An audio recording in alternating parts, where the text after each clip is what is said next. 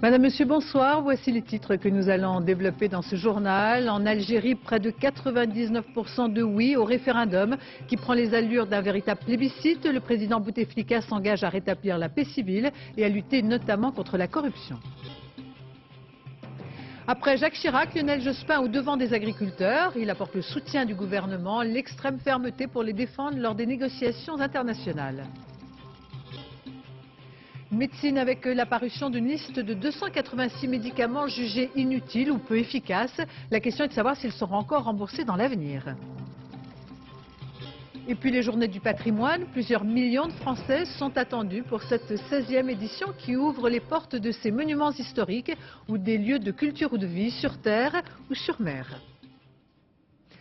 Les Algériens ont donc apporté un oui massif au projet de concorde civile, un véritable plébiscite pour la paix qui offre désormais au président Bouteflika une solide marge de manœuvre. Ce référendum devrait être suivi rapidement d'un certain nombre de mesures hautement symboliques, comme de nouvelles grâces pour les islamistes, et puis dans la foulée, le projet d'une nouvelle constitution. L'Algérie, sans se réjouir trop vite, espère qu'une page est tournée, celle de la violence. Thierry Tuillier, Christian Autain.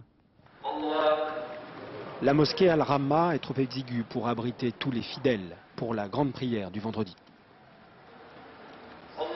Depuis un an, les habitants de ce quartier du centre-ville d'Alger peuvent de nouveau prier dehors. Une pratique normalement interdite depuis la dissolution du FIS. La différence avec le début des années 90, c'est qu'aujourd'hui la politique est bannie de la mosquée. Dans un pays où 99% des électeurs ont voté oui à la paix, le mot d'ordre est le même partout. Il faut se réconcilier entre nous-mêmes. C'est notre grand espoir et c'est pour l'avenir de l'Algérie. Des tueurs qui ont perpétré des massacres pendant 7-8 ans ne peuvent pas du jour au lendemain cesser de tuer. Donc ça va prendre du temps, mais je peux vous dire que nous sommes sur la bonne voie. À Climat de France, la réconciliation n'est pas seulement un slogan. Les groupes armés ont beaucoup recruté parmi une jeunesse désœuvrée. Chômage, logement, mal-vivre, un concentré des maux de l'Algérie. La paix est revenue récemment, mais pour qu'elle dure, les habitants attendent désormais d'autres initiatives d'Abdelaziz Bouteflika. Il y a des priorités. Le social, le chômage. Par sa volonté, par son amour de l'Algérie, elle a tous les moyens de faire vraiment beaucoup de choses. Nous, on veut bien vivre dans notre pays et en paix. On veut la paix. On a marre du sang qui a beaucoup coulé ici, surtout dans ce patelin ici, vous voyez. Le patelin, c'est Climat de France. Beaucoup de ces jeunes sont enterrés non loin de là, au cimetière d'El Kettar. Il a fallu 7 ans de massacres et d'attentats. 7 ans et des dizaines de milliers de victimes pour que la réconciliation s'impose à tous comme une nécessité. Et en direct d'Alger, Thierry Tuillier, donc quand on parle de plébiscite, il ne s'agit pas forcément de soutien politique inconditionnel au président algérien, mais davantage, vous le disiez, d'un vote pour la paix et que pour la paix. Effectivement, c'est une constante d'ailleurs depuis 1995. À chaque fois que les Algériens ont eu à s'exprimer, ont eu à voter, ils ont voté en faveur de la paix et notamment en faveur de l'homme qui leur semblait le mieux à même d'imposer cette paix. Hier, c'était Yamin Zerwal. Aujourd'hui, c'est Abdelaziz Bouteflika. Et si on veut bien regarder le taux de participation par wilaya, c'est l'équivalent de nos départements, eh bien on se rend compte que c'est dans les départements les plus frappés par le terrorisme que les électeurs se sont mobilisés. C'est dire si l'aspiration à la paix est unanimement partagée. Alors très concrètement, quelles seront les premières mesures du président Bouteflika et selon quel calendrier ? Écoutez, après avoir beaucoup parlé, après avoir séduit par ses discours, Abdelaziz Bouteflika va devoir dévoiler ses intentions en quelque sorte. Et le premier acte d'après référendum devrait être la formation d'un nouveau gouvernement, la nomination d'un nouveau Premier ministre qui devra poursuivre l'application de la loi dite de concorde civile jusqu'au début de l'année prochaine et engager de nouvelles réformes de l'État, des réformes de la justice, des réformes de l'école, autant de réformes qui sont indispensables à la bonne marche de la société algérienne, autant de réformes que les Algériens attendent avec beaucoup d'impatience. Merci Thierry Tuillier. En France, après le président de la République qui déclarait hier « Nous sommes tous des paysans », Lionel Jospin, à Pommacle, dans la Marne, a chaussé ses bottes pour marcher dans le sillon de Jacques Chirac, apportant à son tour aux agriculteurs le soutien du gouvernement. Le Premier ministre a précisé qu'il serait d'une extrême fermeté, notamment lors des négociations internationales de l'OMC. Jacques Wittenberg, Jacques Grégor. Ce matin, à Pommacle, il y avait ceux qui n'avaient pas prévu la pluie, ou en tout cas ne s'étaient pas équipés en conséquence. Et puis il y avait les autres, tel Lionel Jospin, opportunément chaussé de bottes, car c'est comme ça, entre hier, jour de la venue de Jacques Chirac, et aujourd'hui, le temps a changé à Pommacle. Mais ça fait pas que les agriculteurs vont pas se plaindre de la pluie quand même, hein? Les agriculteurs ne se plaindront sans doute pas non plus des attentions dont ils font l'objet. Le couple Chirac-Jospin est aux petits soins. Dans le monde paysan, la cohabitation a du bon. Ils ont des positions communes, notamment vis-à-vis de l'Organisation mondiale du commerce. Ils se sont battus coude à coude à Berlin pour défendre les intérêts de la France. Donc je crois que ça continuera, et tant mieux pour l'agriculture française. Ce coup d'envoi-là, ce matin, était celui de la finale du championnat du monde du labour. Chacun y verra le symbole qu'il veut. Une chose est sûre, Lionel Jospin n'entend pas se laisser dépasser sur le terrain agricole. Voilà, ça me paraît être la bonne heure. Lui aussi apprécie les productions du terroir, lui aussi défend la qualité des produits, le revenu des paysans, au passage une mise en garde à la grande distribution. Enfin, lui aussi se dit prêt à affronter les Américains et leurs exigences. Il le leur dira dans 2 mois à Seattle. Tant que tout n'est pas décidé, rien n'est décidé. Il n'y aura pas de négociation par bout où certains arracheraient des acquis, cependant que nous ne serions pas certains des nôtres. Je ne laisserai pas minimiser les efforts demandés aux agriculteurs français à cette occasion. Sur la question des retraites, la semaine dernière, sur le budget 2000, il y a quelques jours, chacun a fait entendre sa différence. Sur le terrain agricole, aujourd'hui, Jacques Chirac et Lionel Jospin sont en phase. En tout cas, il y a une constante. Aucun sujet de cette rentrée politique n'échappe à la compétition de moins en moins masquée entre les deux têtes de l'exécutif. À l'Élysée ce matin, Jacques Chirac a reçu l'abbé Pierre qui célébrera dans quelques jours le 50e anniversaire de la création d'Emmaüs. Un entretien d'une trentaine de minutes entre le chef de l'État et celui qui a voué sa vie entière aux plus déshérités. En fin de semaine prochaine, 450 compagnons du monde entier se rassembleront près d'Orléans autour de l'abbé Pierre. L'actualité sociale avec le blocage des dépôts de carburant à Lyon et à Marseille. Ce sont les chauffeurs routiers conduisant des camions-citernes qui sont à l'origine de ce mouvement. Ils réclament un statut particulier prenant en compte la dangerosité de leur métier. Benoît Gadret, Thierry Simonet. Ils sont quelques dizaines de chauffeurs bien déterminés. Depuis ce matin, ils bloquent l'accès des 3 dépôts pétroliers de l'agglomération lyonnaise. Pour l'heure, il n'y a pas de pénurie, mais cette perspective permet aux grévistes de se faire entendre et de peser dans la négociation. Le conflit est né dans cette entreprise de la région lyonnaise. Ici, la direction accepte d'augmenter le salaire horaire des chauffeurs conformément aux accords nationaux, mais dans le même temps, elle envisage de supprimer des primes. Il faut aller, malgré tout, toujours plus vite, en faire toujours plus et être toujours moins payé.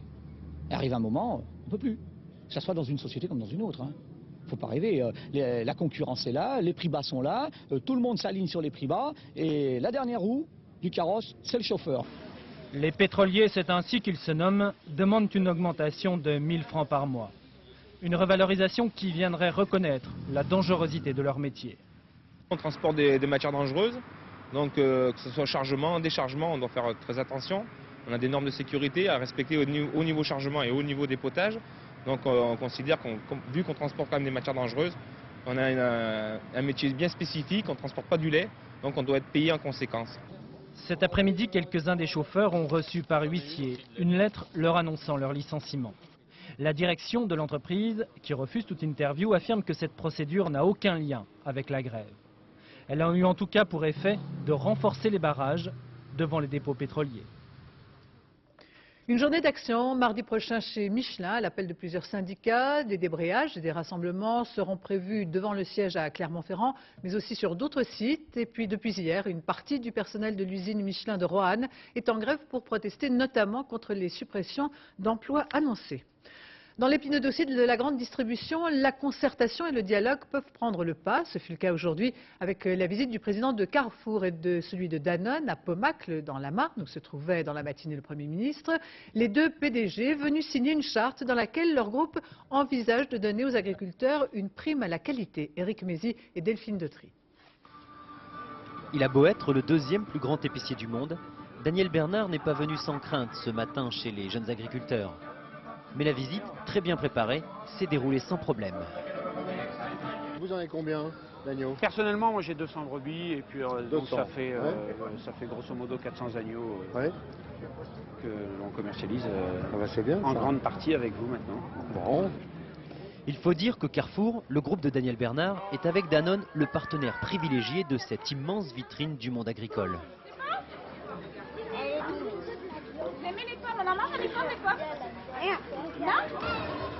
En réalisant Terratitude, les jeunes agriculteurs ont vu grand. 280 hectares d'exposition, une France reconstituée en miniature où l'on peut découvrir des produits du terroir, un concours international de labour avec 30 pays différents et un budget en conséquence estimé à 35 millions de francs, dont environ un quart payé par Carrefour. Mais cet engagement promotionnel de la marque ne satisfait pas tout le monde. Il y a des producteurs qui ont besoin de commercialiser. Bon, maintenant, il faut que tout le monde arrive à vivre en commercialisant et eux en vendant. Bon, aujourd'hui, on a l'impression de prendre tous les risques à la production et qu'eux ne prennent pas de risques. C'est ça le problème. Vous savez, en France, dans le village d'Astérix, le bouc émissaire, c'est le marchand de poissons. Vous l'avez déjà remarqué. Le marchand de poissons, c'est nous. Donc, pour beaucoup de problèmes, on est un peu bouc émissaire. Bon, ce qui compte quand même, si vous voulez, c'est la fidélité de nos clients, c'est le succès qu'on a, c'est le sérieux qu'on offre. Alors que la Confédération paysanne et la FNSEA sont toujours dans une logique d'affrontement avec la grande distribution, le CNJA, seul en pointe, a préféré, lui, signer des accords de partenariat. Et nous, ça ne nous gêne pas de, sur le long terme, passer un certain nombre de partenariats. Ça ne nous empêche pas non plus l'action syndicale. Donc, liberté de parole vis-à-vis des autres centrales syndicales, vis-à-vis des pouvoirs publics aussi, mais aussi vis-à-vis des partenaires qui sont là aussi sur cette finale. Une amitié toute fraîche qu'ils testeront dès mardi pour le début des négociations officielles avec la grande distribution et le gouvernement.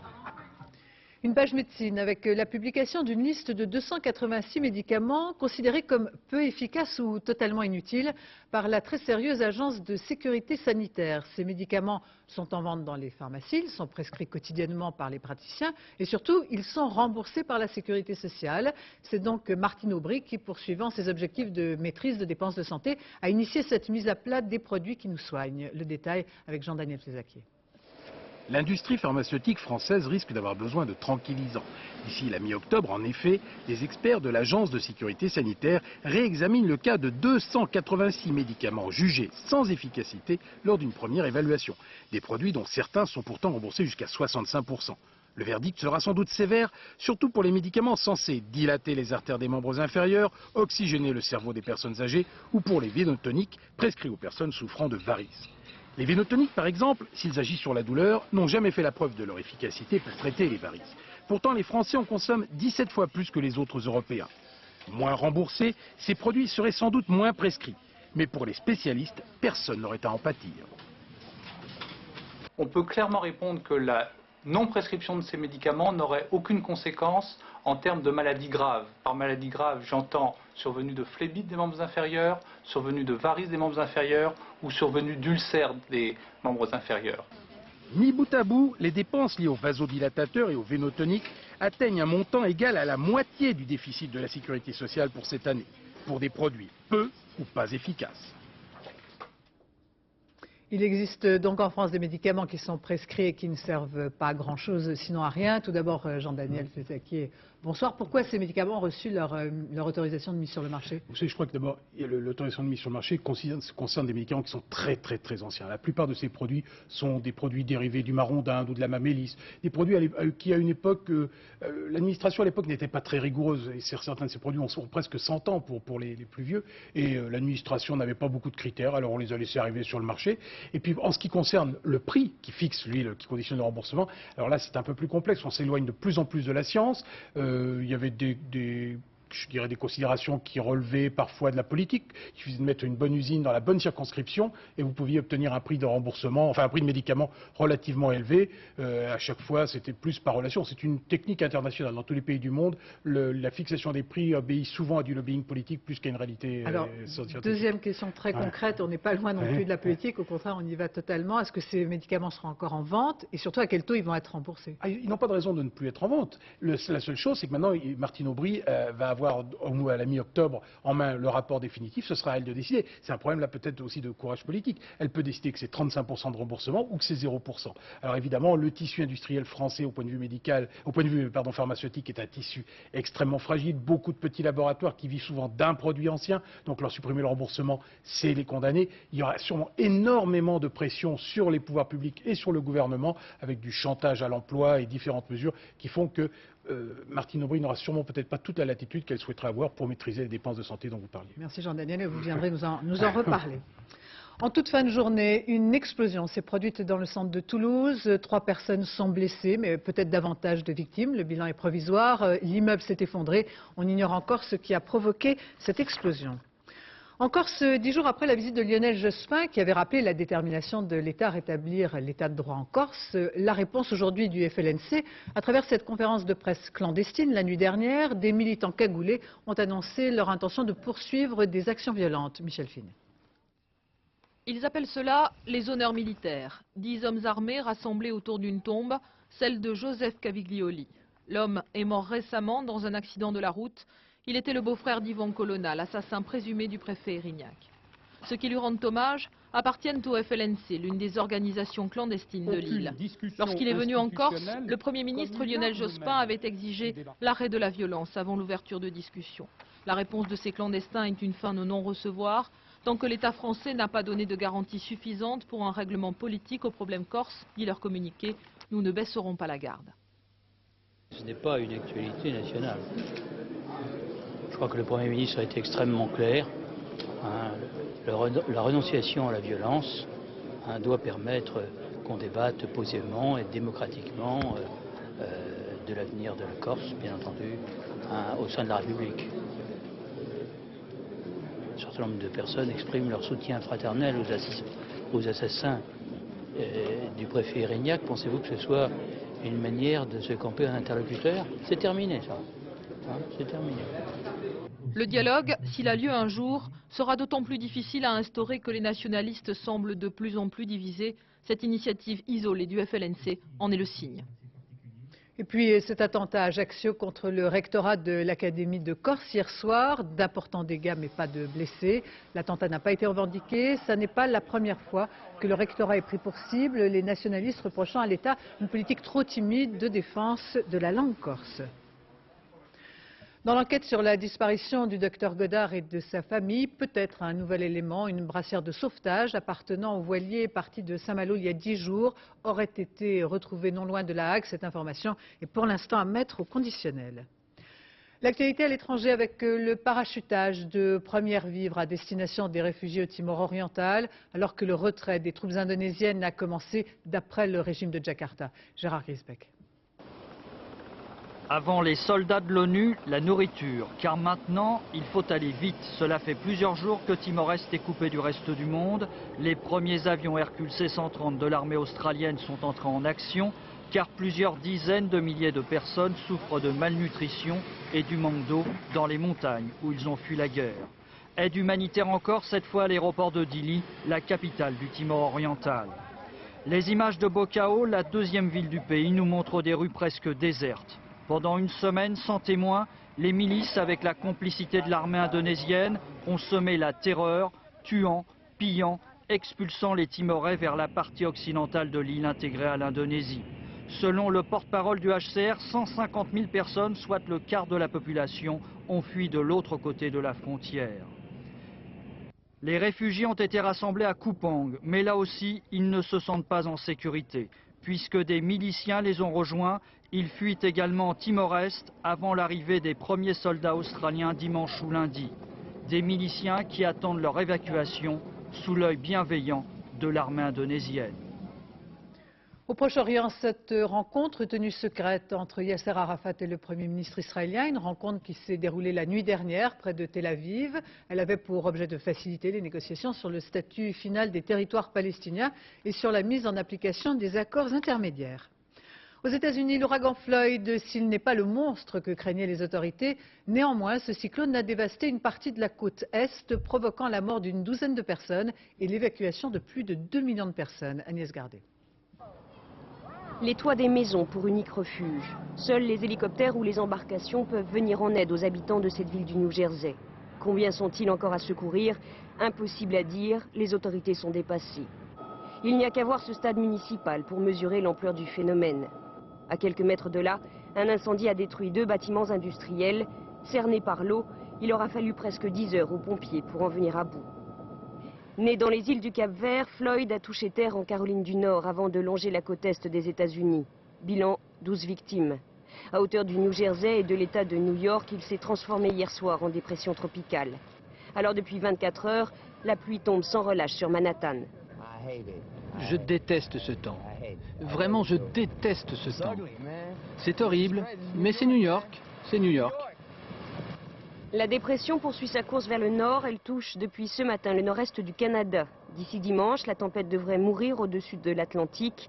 Quant à Gert, le prochain ouragan sur la liste, il se trouve actuellement au-dessus des Bermudes.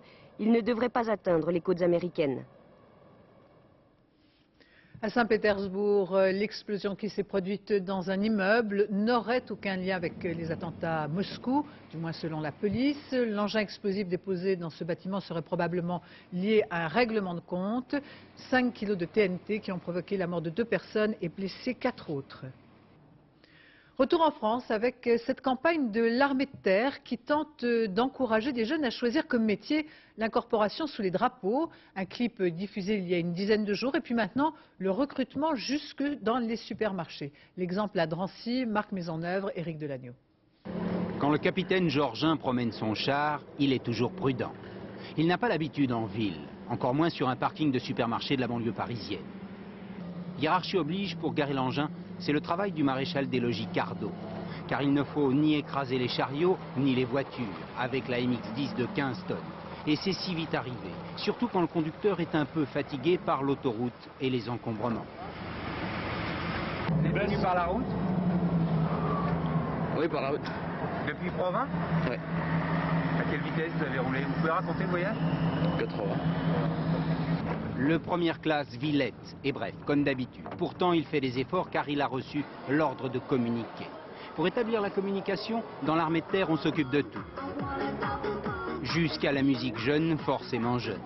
Pour atteindre la cible, enfin l'objectif de cette année, il faudrait 10 000 recrutements. On est là pour communiquer, pour nous faire connaître, pour connaître les différents métiers de l'armée de terre. Également aussi pour procéder à des campagnes de recrutement, hein, parce que chaque année, je vous dis, on doit recruter 10 000 engagés volontaires par an.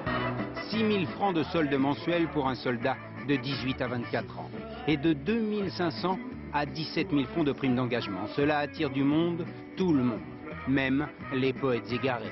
Avec toi, j'ai fait des études d'art. Je connais des amis qui y sont, ils m'ont dit que ça vaut le coup, alors je vais voir. La campagne démarre lentement. L'an dernier, elle a permis de recruter 1200 soldats, rien qu'en Île-de-France. La rentrée universitaire à Jussieu est reportée. Le conseil d'administration en a décidé ainsi à l'unanimité. 29 000 étudiants attendent donc maintenant de savoir à quel moment ils pourront commencer leurs cours. En question, le manque de locaux pour 2000 d'entre eux. On envisage même de les installer dans un hôpital. Hélène Vergne, Clément Seguel. Il y a tout juste un an, Béatrice et Bénédicte étaient ballottées de salle en salle, sans amphi pour la rentrée universitaire. Une année de manifestation pour le droit d'étudier. À 10 jours de la rentrée, ce sont 2000 étudiants de psychologie de Paris 7 qui sont une nouvelle fois à la rue. Tout ce qu'on a fait l'année dernière, mine de rien, on a l'impression que ça ne servait à rien. On a mobilisé 2000 étudiants, on a occupé des locaux, on a revendiqué une tonne de choses, on a cru qu'on allait obtenir quelque chose. Le ras-le-bol des étudiants, le ras-le-bol aussi de leur administration. Ensemble, ils ont voté mardi le report de la rentrée des 29 000 étudiants de Paris 7. Seule solution à leurs yeux pour mobiliser le ministère de l'Éducation. On aura du nouveau, hein. Il le faudrait. Hein. Il nous a promis de trouver une solution dès le mois d'avril.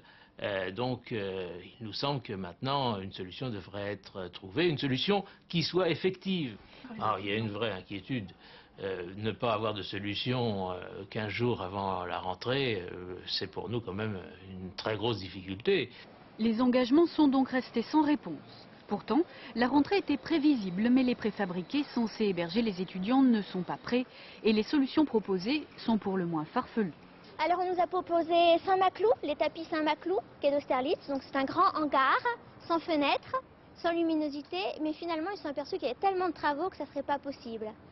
On nous a proposé l'école d'infirmières, donc hôpital Saint-Louis, mais qui doit être démoli par l'assistance publique.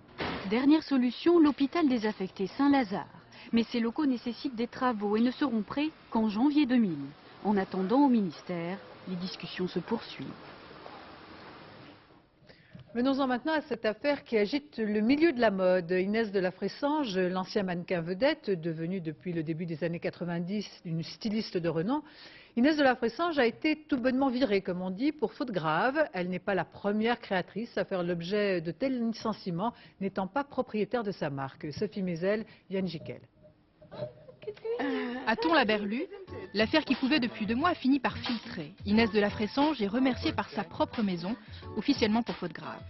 L'objet du litige, un dessin qu'a réalisé la styliste pour la jouvence de l'abbé Souris, sans en référer à ses financiers. Évidemment, personne n'est dupe.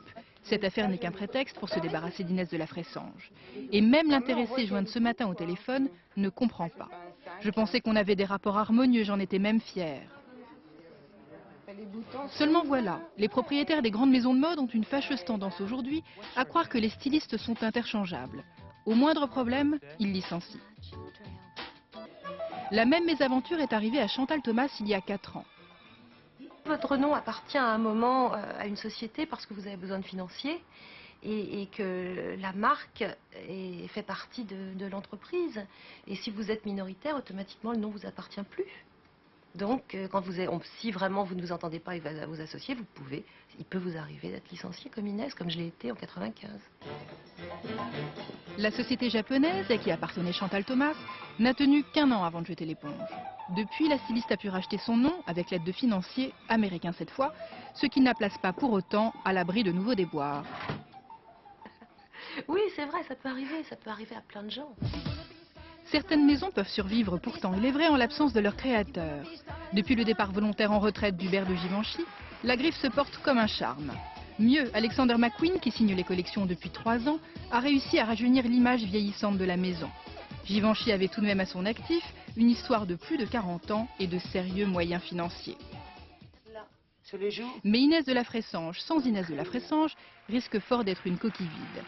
Parions même que ces financiers vont s'en mordre les doigts, à moins bien sûr qu'un arrangement soit trouvé devant les prud'hommes début novembre. Demain, dans les rues de Paris, la techno-parade. Plusieurs centaines de milliers de personnes devraient participer à cette manifestation créée l'an passé. L'occasion de fêter un mouvement, ou plutôt une culture, celle de la techno, devenue un véritable phénomène économique. Yann Fronty, Olivier Journia. Le Rex Club, une des institutions de la nuit parisienne. Un temple dédié à la musique électronique, la techno. Le paradis des DJ, ces virtuoses qui n'hésitent pas à grimper sur leur platine pour bidouiller les sons et faire vibrer les danseurs. C'est vraiment de la musique pour faire la fête. C'est une musique qui fait vivre le corps, qui transperce le corps et on se laisse aller. La techno, un mouvement musical né il y a une dizaine d'années dans les faubourgs de Chicago aux États-Unis. Une musique rythmée et répétitive, devenue depuis un phénomène de société. Car les fans sont de plus en plus nombreux. Les groupes français ont la cote, la French Touch comme on l'appelle a le vent en poupe, et s'exportent même à l'étranger.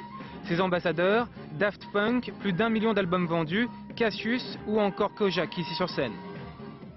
Une réussite qui fait des heureux les 200 à 300 petites maisons de disques qui se sont lancées dans l'aventure techno. Parmi elles, Prozac, les découvreurs de Kojak. Leur secret, des coûts de production très limités. La techno s'est un peu développée en marge de toutes les grandes institutions, de tous les grands majors. Pourquoi? Parce qu'avec peu de matériel, on peut arriver déjà à sortir de la musique et avec peu d'argent, 10 000 francs, on peut sortir ses 1000 vinyles. Des vinyles et des CD qui envahissent aujourd'hui les rayons des distributeurs. En quelques années, le nombre de références a été multiplié par 10 pour représenter désormais 10% du chiffre d'affaires de cette chaîne spécialisée. C'est plus qu'une réalité économique qu'un phénomène de mode. Au niveau du chiffre d'affaires, c'est comparable à un chiffre d'affaires jazz, ce qui est colossal. par rapport à un phénomène techno où personne n'y pensait ou n'y trouvait forcément leur compte. Donc c'est énorme en termes de chiffres. Et ça, les grosses maisons de disques l'ont bien compris. Elles essayent aujourd'hui de récupérer le mouvement techno, quitte à décevoir les inconditionnels et les puristes de la première heure. Le Muséum national d'histoire naturelle à Paris ressemble à une petite galaxie. C'est le jardin des plantes, la grande galerie de l'évolution, mais aussi des collections et des bâtiments en très mauvais état. Claude Allègre a décidé de rénover ce haut lieu de notre patrimoine qui abrite des collections uniques au monde. Patricia Charnelet, Jean-Pierre Pasteur. Premier signe de la dégradation du muséum, la fermeture de cette salle d'exposition il y a quelques mois. La raison, pas de personnel pour la faire visiter et des conditions de sécurité insuffisantes. Le Muséum d'histoire naturelle, héritier du Jardin royal de Louis XIII, possède des collections uniques au monde. Les gardiens de ces trésors veillent à la conservation et à la sauvegarde de ces spécimens, à l'usage des étudiants et des chercheurs. Mais aujourd'hui, la situation est très critique. Par exemple, cette boîte qui concerne des papillons extrêmement précieux, non seulement très jolis, mais extrêmement précieux pour les recherches. Et vous voyez que ces boîtes sont dans un état terrible, ça laisse passer les parasites et ça peut abîmer les papillons qui peuvent être écrasés contre la vitre du fait de la plaque de liège qui est en dessous qui gondole. À l'exception de quelques collections bien protégées, les 3 millions de papillons conservés ici sont en danger. Aucune installation contre l'incendie, très peu de matériel de conservation. Pourtant, il y a des pièces très rares, vieilles de plusieurs siècles. La collection d'insectes, elle, croupit pour une grande partie dans un grenier poussiéreux. Le ménage n'y est jamais fait. Il suffit de regarder le plafond. On voit tout de suite les infiltrations et à côté, les fils qui courent. Et en plus, ici, c'est du 110. Donc, pas aux normes. Pas aux normes. Et puis, donc, il y a de réels dangers. Avec donc ces infiltrations, d'autant qu'il y a des collections vraiment historiques. Les pièces accumulées ici sont aussi très utiles pour l'avenir, car certains insectes servent à la recherche de pointe en agriculture. L'état des bâtiments eux-mêmes n'est pas plus glorieux. Exemple, cet amphithéâtre abandonné, haut lieu des conférences illustres des grands savants. Il sera bientôt restauré, mais il faudra encore patienter pour voir ou revoir les trésors cachés du muséum, un patrimoine que le monde entier nous envie. Et en effet, cette fin de semaine, ce sont les journées du patrimoine, l'occasion pour des millions de Français de découvrir des monuments qui font partie intégrante de la culture. Daniel Wolfrom et Jean-Louis Normandin ont choisi de vous emmener dans un site insolite, le port de Dunkerque, Sédoc, où est amarré le premier bateau classé monument historique en France. Allez, il vient. Vas-y. Il faut trimer dur pour entretenir une duchesse. Surtout lorsqu'il s'agit d'un 3-mâts classé monument historique, la Duchesse Anne, ancien navire-école réchappé des deux guerres, de la casse et du pillage. Le cabestan, il est d'époque? Le cabestan, il est d'époque, qui a été remis en état. C'est-à-dire, il est de quelle époque exactement? 1900. Ça fait 50 ans qu'il n'avait pas tourné. Racheté un franc symbolique par la ville de Dunkerque en 82, le navire est constamment bichonné par ses hommes. Qu'est-ce que c'est ce produit-là? C'est du calfa? Du bray. Du bray? Ouais. C'est une forme de calfa, non? Ouais, c'est du calfa, c'est agent de cuivre. La loi impose que le patrimoine soit conservé en l'état avec des techniques de l'époque. Il faut tout respecter, les bouts de 24, les bouts de 18, les bouts de 16, tout ça c'est respecté. Vous le définissez comme quoi? Oh, je n'ai pas de définition. Conservateur? Non, même pas. Restaurateur? Le respect des patrimoines, le respect des choses qui ont été faites. Qui ont été construites par les hommes, ils ont tellement souffert, c'est un respect. Sur le quai, face à la Duchesse Anne, un ancien entrepôt devenu aujourd'hui le musée portuaire de Dunkerque. Là aussi, des hommes ont trimé dur. Marcel Picard vient toujours ici avec émotion retrouver les outils de manutention légués par ses anciens camarades de travail, les dockers. Pour peser la balle, on attendait, le pesage 10 égaux, on reprenait la balle et on allait la mettre dans l'eau qui était pesée. Vous avez amené des outils ici, vous, personnellement? Oui, oui. Pourquoi? Pour faire voir aux générations futures comment on travaillait avec les moyens qu'on avait. Le patrimoine du port et ses installations attendent des milliers de visiteurs ce week-end. Certains viendront même de Belgique ou de Hollande, bien au-delà des digues de Dunkerque. C'est la fin de ce journal. Je vous en rappelle le principal titre. En Algérie, près de 99% de oui au référendum qui prend les allures d'un véritable plébiscite. Le président Bouteflika s'engage à rétablir la paix civile et à lutter notamment contre la corruption. Dans un instant, la météo avec Nathalie Riouet, puis le point route Valérie Maurice. 20h55, Maître d'Acosta avec Roger Hanin. Dernier journal avec Florence Duprat. Demain à 7h dans Thé au Café, Catherine Sellac reçoit Yves Simon. J'aurai le plaisir de vous retrouver demain dès 13h. Merci de votre attention. Excellente fin de soirée sur France 2.